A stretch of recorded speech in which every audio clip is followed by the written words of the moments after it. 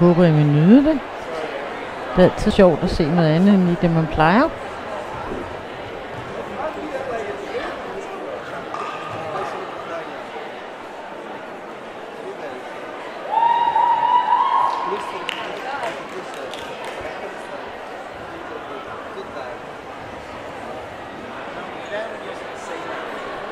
Så er der kommet spørgsmål fra Jonathan om, hvornår vi slutter.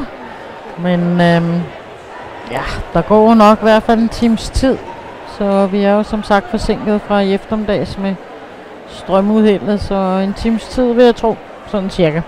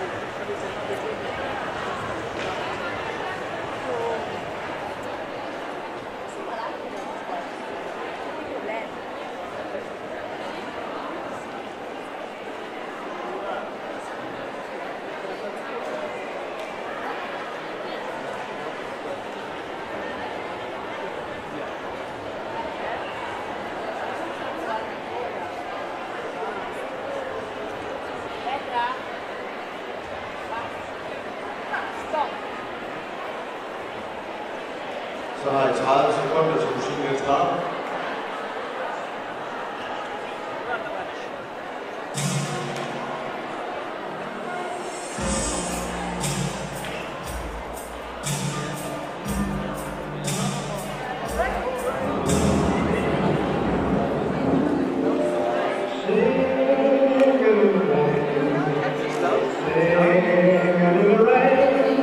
What a glorious feel, and I'm happy.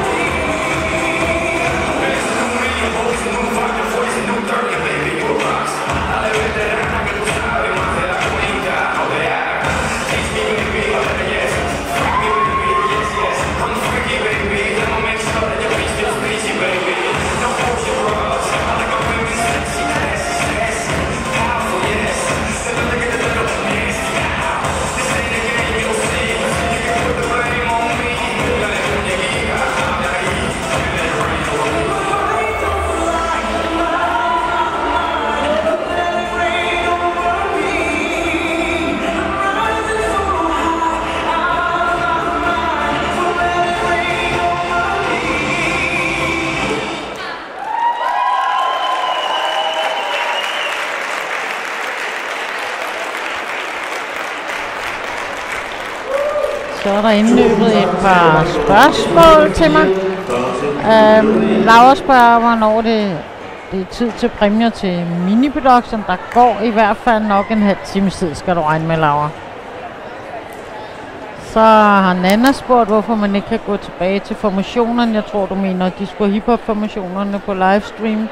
Og ja, vi ved det ikke helt, men der er formodentlig sket et eller andet med det der strømsvigt, så der er noget, der er gået i stykker og forsvundet. Men vi må se i morgen.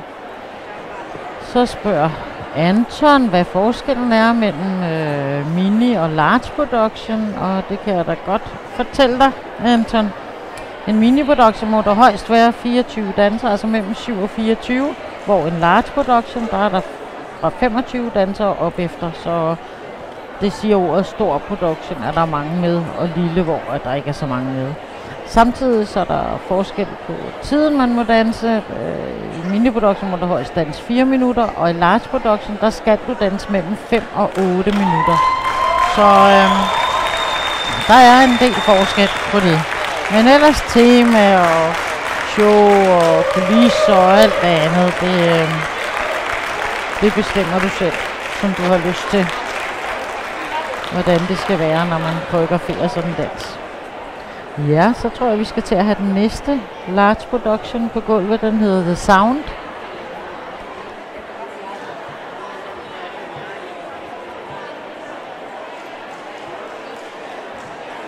Så vil vi velkommen til hold nummer 105, The Sound.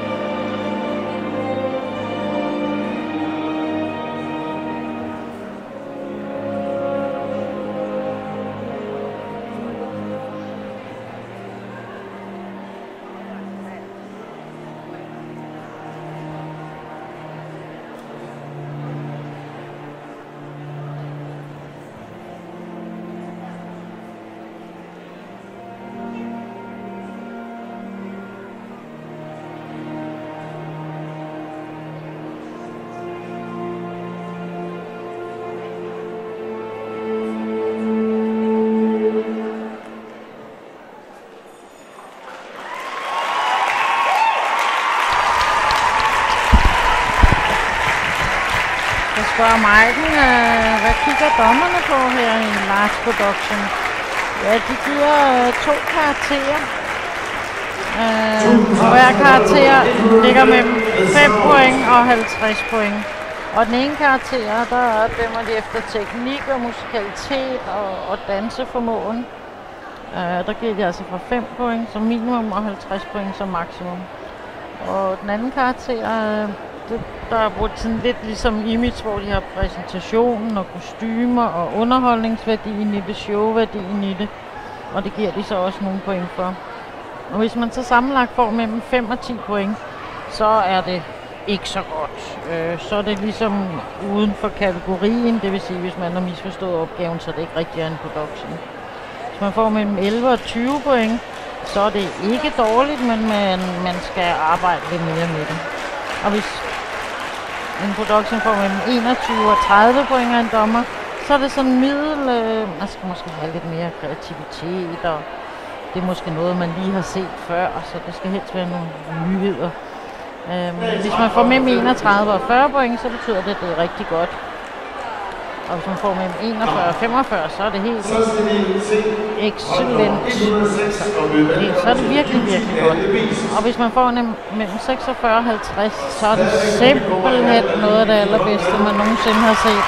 Det er outstanding. Så det giver hver dommer 2 karakterer, og 100 point er altså det bedste, man kan få. Og ud for de karakterer, så giver de så deres point, om de bliver nummer 1, 2, 3, 4, 5 og så videre. Nu er vi nået til den næste production i rækken, og det er Beauty and the Beast. Og det tror jeg er en historie, I kender alle sammen, så det kan I nok godt glæde jer til, tror jeg.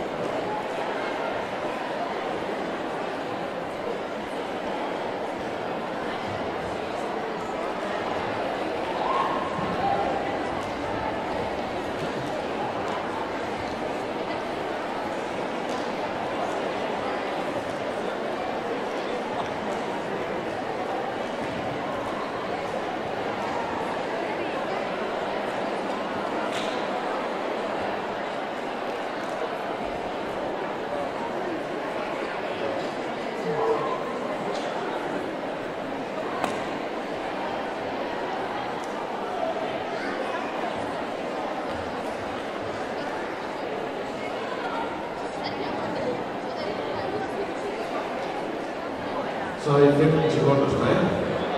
Vi er klar.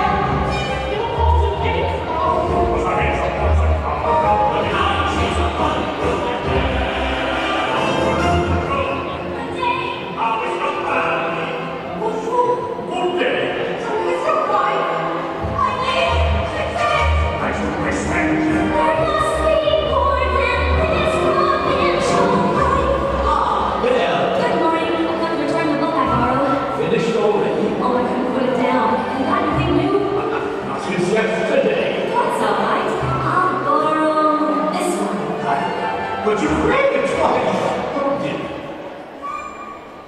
We are guests. We are guests. Put our service to the test. Time don't have been round of next sharing and we provide the rest. So do you while we all in it to serve. Time and grace of inspirations. Don't believe we ask petitions. They can sing, they can dance, but for all this is fire. And the delivery which never second bells. Come on, young men, you take the dance and then you'll be our guest. We are guests, we are guests. We what I do, Jesus, I am gonna come from there. But then I serve the river, you will be carried. You're the Lord and the step, the backwards of the path. No one's moving or company, but the fact we're never taking. We tell jokes, sides and tricks, with my little flattery stick. But they thought it would have been face out from the best. Come on, if you're the past, you like your own free pass. You'll be our guest in your stress. It's fine dining reason this.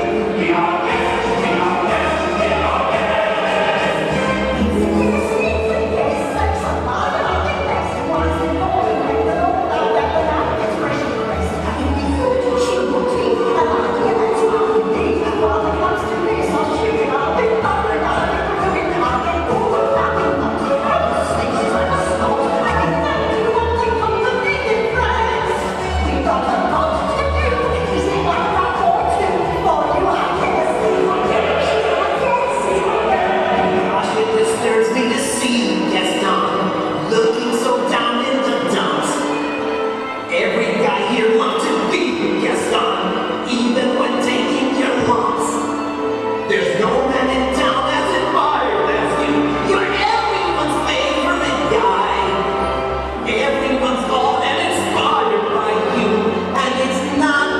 very hard to see why.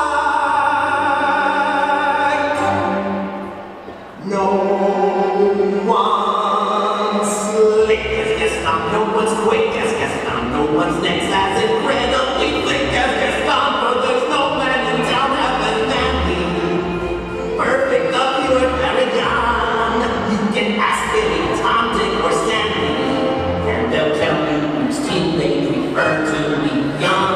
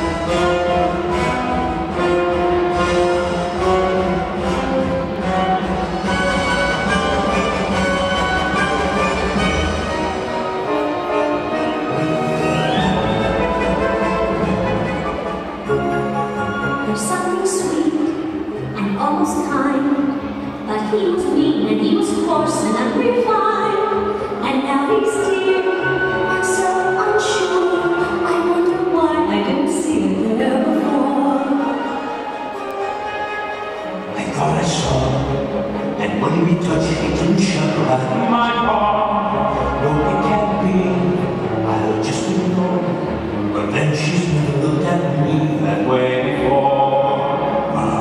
Human again. Human again? Yes, think what that means. I'll be cooking again, be good looking again, with a mademoiselle on each arm. When I'm human again, only human again, poised and polished and gleaming with charm. I'll be courting again, chic and sporting again. But you could say for my Spencer now. I'll have down off this shelf and to speak me myself. I can't wait to leave you when I'm dead.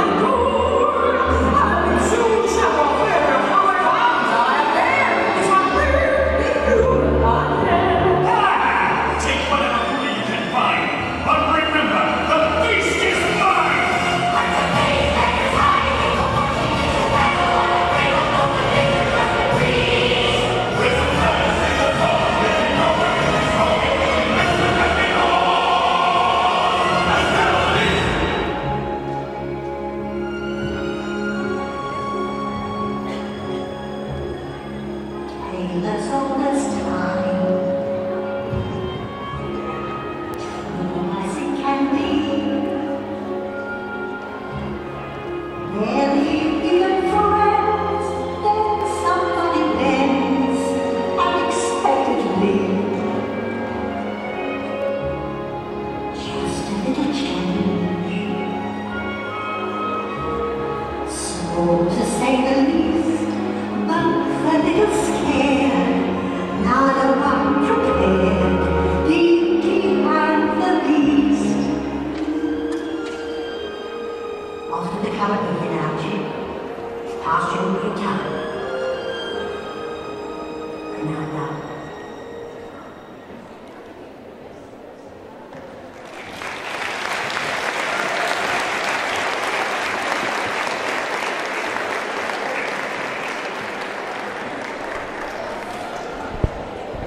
Ja, så er der kommet et par spørgsmål ind igen. Hvor mange hold er der tilbage, bliver der spurgt, og efter min liste, så er der en large production tilbage. Så den skal vi se lige om et øjeblik. Og så er der også en, der spørger, hvad kigger dommerne på i hiphop? Ja, man bedømmer jo efter både alle de tekniske ting, når man danser hiphop-teknik. Og de kigger på kompositionen, altså koreografien og hvordan den bliver udført. Om koreografien er tilpasset danserens alder, er det noget man kan magte osv. Man kigger på performance, hvordan man serverer varen, og man er klædt på, så det passer til det, man skal danse. Så der er mange ting, dommerne kigger efter. Power og alle mulige bevægelser. Og præmieoverrækkelse er der også nogen, der spørger om, nu var det ikke så længe. Vi har et hold tilbage, det skal vi se nu. Og det hedder Second World War.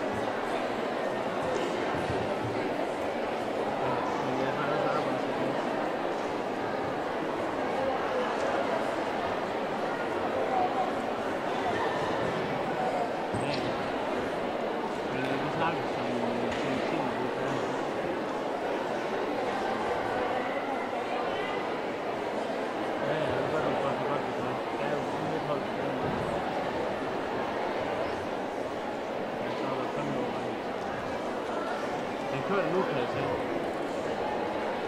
Jeg kører det nu. Men vi snakkes.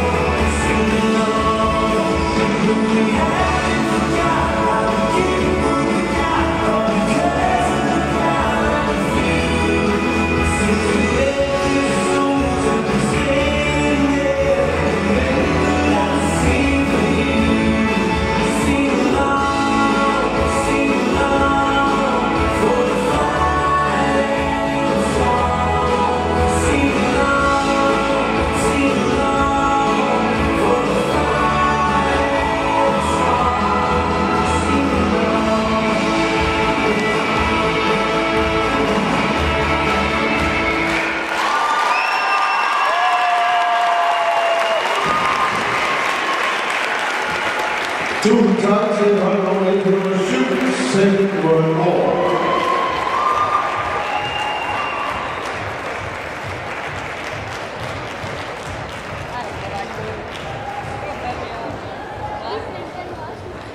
Og vi starter med fredag overrækkelse for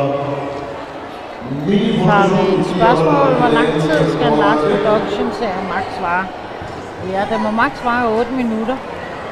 Så det er altså det længste, den må være.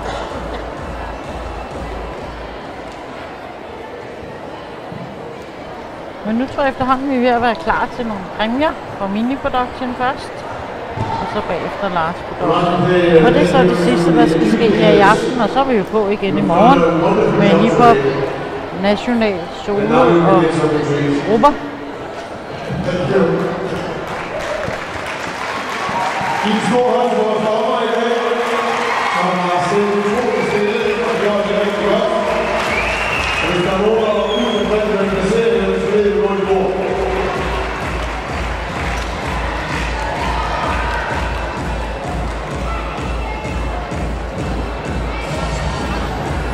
Og vi starter med, som sagt, Mini Production.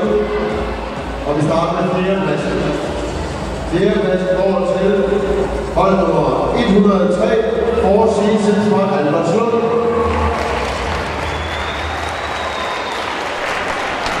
Og det blev holdet for Albertslund, der fik 4. pladsen i vores Mini Production.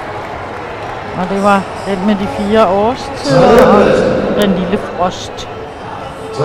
pladsen går til hold nummer 102, The Art Gallery. 3. pladsen, det blev The Art Gallery. Og de kommer fra København. De får så bronzemedalje.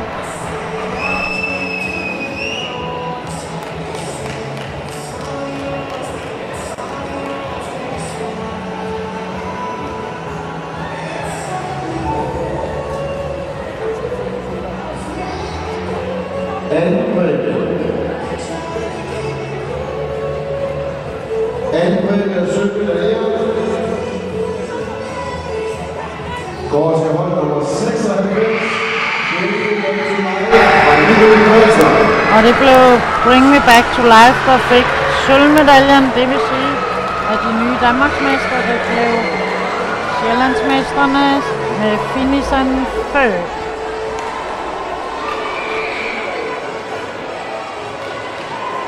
Og det vil sige, at vinderne af det danske mesterskab 2015 i Mini Production med hold nummer 98, Lise Møller og Tasker.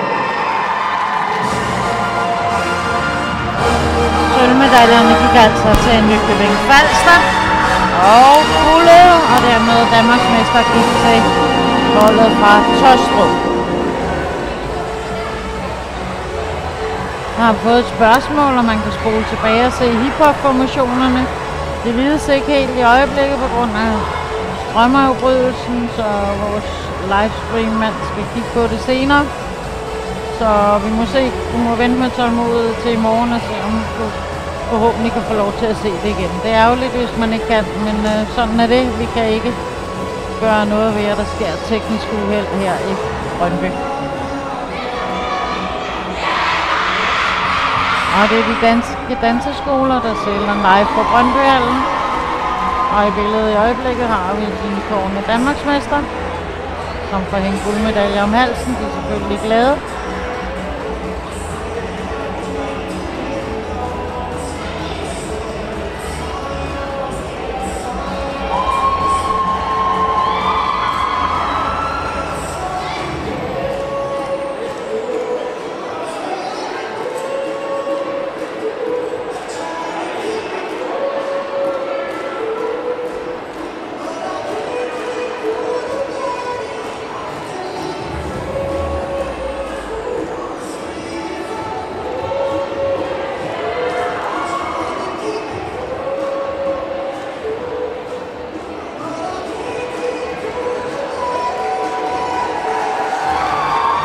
Stort tillykke til jer, og tusind tak til alle holdene.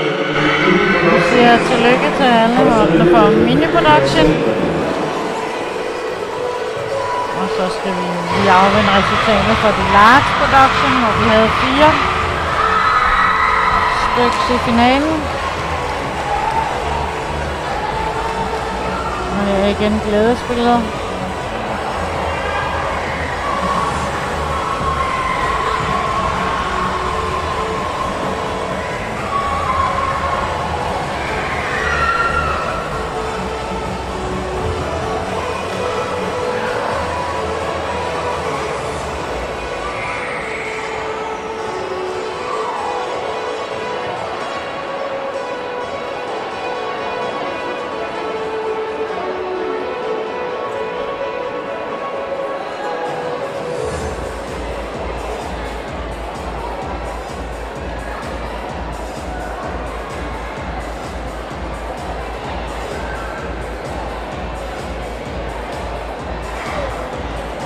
Og til Michelle Dupont kan jeg sige, at det virker som om, når du kun kan spole 4 timer tilbage på livestream, at det så er på grund af den strømafbrydelse, at du kan komme længere tilbage.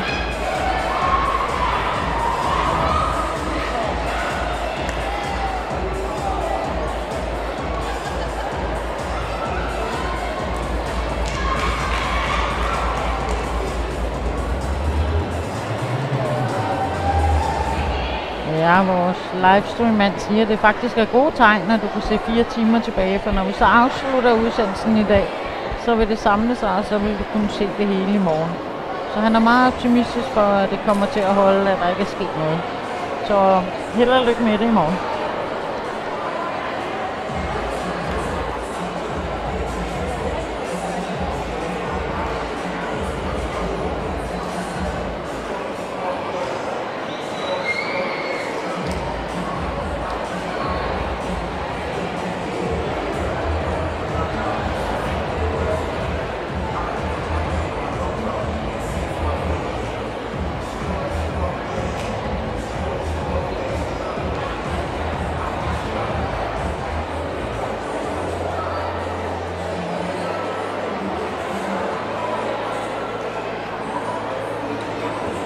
Og jeg har fået indlæst et fint navn her med en masse hjerter og det Og lige nu kan I så se programmet for i morgen. Vi starter 9:30 med hiphop. Og vi forventer at slutte kl. 8:30 i morgen aften. Så igen i morgen bliver det en dejlig lang dansedag med masser af god dans. Hop ind på livestreamen og se alle, både børn og junior og voksne danse hiphop. Og så går vi klar til den sidste plan over for i dag. det er en præmie over rigtig produktion. Fjerde præmie går til hold nummer 104, Dancing Queen Ray fra Fredericia. Og en Last Production fik vi så en fjerde præmie, hedder det, til Dancing to Rain, som kommer fra Fredericia.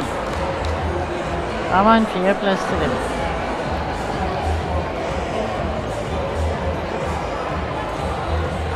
Tredje præmie og bronzemedalje går til hold nummer 106, Beauty and the Beast fra Sakskøbing. Bronzemedaljerne, de gik til Beauty and the Beast, og de kommer fra Sakskøbing.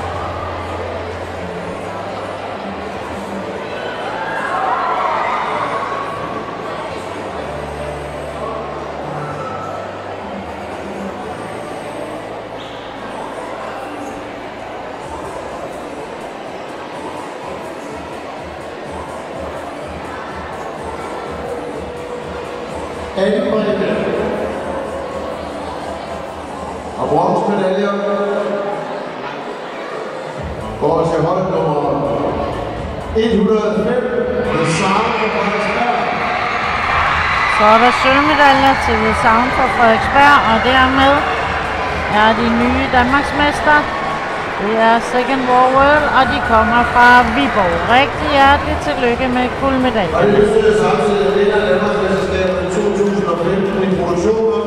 Det hold nummer 107, Second World War fra Viborg.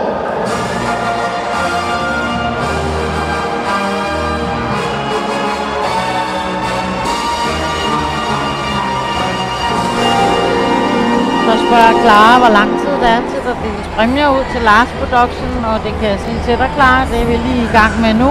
Guldvinderne og de nye Danmarksmestre kommer ind nu og skal have overrakt deres medaljer, så jeg håber, du følger med. Så vil jeg, Pia Reinhardt og de danske danseskoler gerne sige alle sammen tusind tak for en dejlig dansedag. Jeg håber, I har nydt det og fået lov til at se det hele live. Og jeg ved, der er mange, der har været inde og kigge med i løbet af dagen. Og vi ses måske i morgen til en ny dansedag fyldt med masser af god hiphop. Tusind tak for i dag, og her kan I så nyde billederne af de nye Danmarksmestre, hvor de får overrakt deres guldmedalje. Tusind tak, siger de danske danseskoler. Og vent på de sidste medaljer, undskyld, jeg gerne have herfra, og for det er det, mig, jeg lov til at sige. Tusind tak for at blive rigtig, rigtig langt. Det er også et super skønt vand.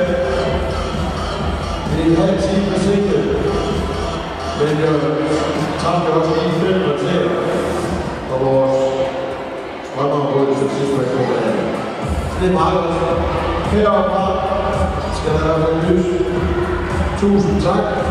Og jeg vil også gerne have lov til at sige tusind tak til Ole Grønhøj og Borg Mejndal og Borg Mejndal. Tak til Anders Thomsen, der så fremragende i hjemmeopvækst musik. Tak til vores turneringsledere, Kirsten Jensen og Lene Lene. Og tak til en, der var meget, meget til på at være dagens næstbedste speaker, Kenny Christensen.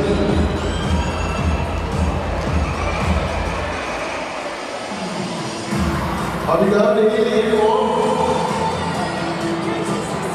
Ja, vi danser i hvert fald lige på morgen.